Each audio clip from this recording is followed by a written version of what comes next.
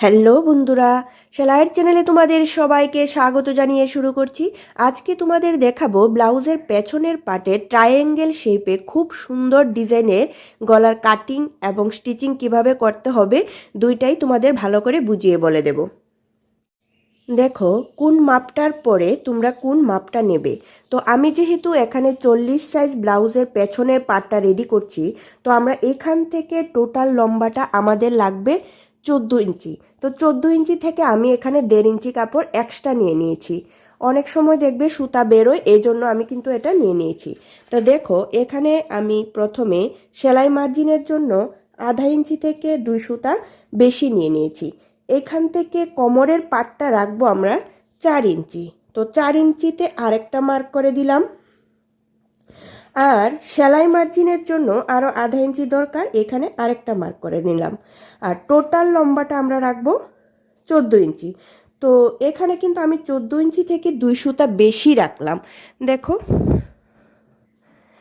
এইভাবে আমরা পেয়ে গেলাম ব্লাউজের টোটাল মাপটা। আর এখানে যে উপরে যে দাগটা দিয়েছিলাম, এখান থেকে কিন্তু আমি 2.5 ইঞ্চি নেব এইভাবে। আর এইভাবে দাগটা মিলিয়ে দিলাম। দেখো এখান থেকে কিন্তু আমরা 2.5 ইঞ্চির বেশি কিন্তু নেব না। 36 থেকে 40 সাইজ ব্লাউজের আমরা 2.5 ইঞ্চি নিলেই খুব সুন্দর হয় গলাটা। আর এইখানে নেব আমরা 4 ইঞ্চি।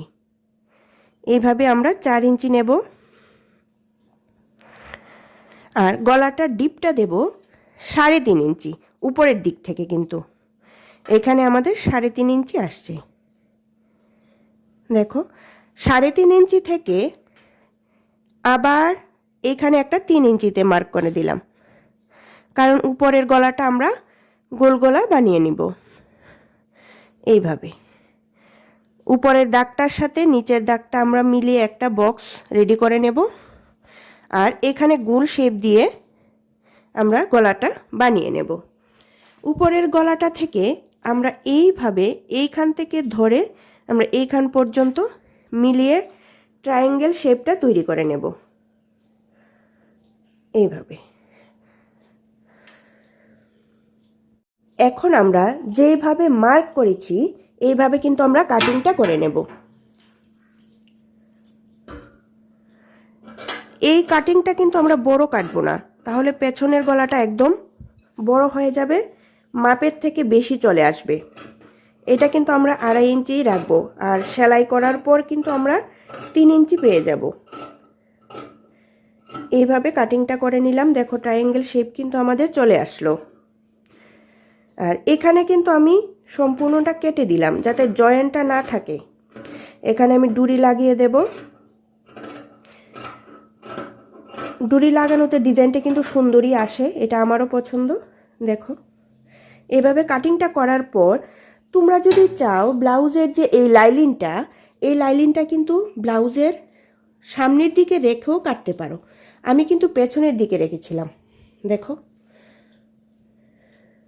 এইভাবে সামনের দিকে রেখেও লাইলিনটা কাটলে সুবিধা হয়ে যায়। এইভাবে রেখে সামনের পাটে রেখে কাটতে পারো। দেখো এইভাবে রেখে আমরা কাটিংটা করতে পারি।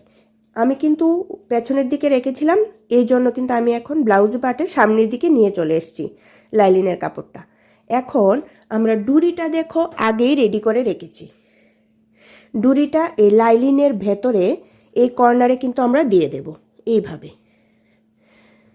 এইভাবে এখানে রেখে আমরা সেলাই করে দেব ডুরিটা। আর যাতে কাপড়টা লাইলিনের কাপড়টা যাতে না সরে, এই জন্য তোমরা কিন্তু পিন দিয়ে লক করে নেবে। দেখো এখানে একটু জয়েন্ট করা আছে, জয়েন্টটা ছাড়িয়ে নিচ্ছি। বাস এইভাবে রেখে কিন্তু আমরা সেলাইটা করব। 2 সুত দূরে দূরে আমরা সেলাইটা করে নেব। দেখো আমি কিন্তু সেফটি পিন দিয়ে ভালো করে লক করে দিয়েছি কাপড়টা, যাতে সরে না যায়, আমার সেলাই করতে সুবিধা হবে।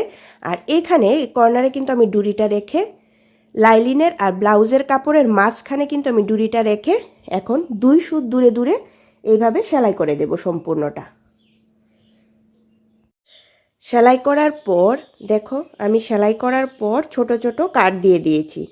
সম্পূর্ণটাতে ঘুরিয়ে এইভাবে কিন্তু আমরা কাটটা দিয়ে দেব। দেওয়ার পর আমরা এইভাবে লাইনিংটা উল্টো করে পেছনের দিকে দিয়ে দিলাম। দেখো ব্লাউজটা পেছনের কাপড়টা উল্টো করার পর এইভাবে ব্লাউজের লুকটা চলে আসছে।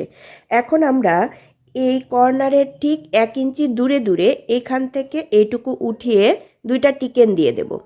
টিকেন দেওয়ার পর আমরা কিন্তু এইভাবে পাইপিং বসিয়ে নেব, যাতে ব্লাউজটা আরও সুন্দর দেখা যায় দেখতে। এইখান থেকে শুরু করব পাইপিংটা বসানো। এইভাবে পাইপিংটা সম্পূর্ণ পেছনটাতে আমরা বসিয়ে নিব। সম্পূর্ণ ব্লাউজটা রেডি করার পর দেখো কত সুন্দর পেছনের ফিনিশিংটা আসছে। যদি তোমাদের ভালো লেগে থাকে তাহলে তোমরা অবশ্যই লাইক, কমেন্ট, শেয়ার আর সাবস্ক্রাইব করে দেবে। আবার দেখা হচ্ছে পরবর্তী ভিডিওতে।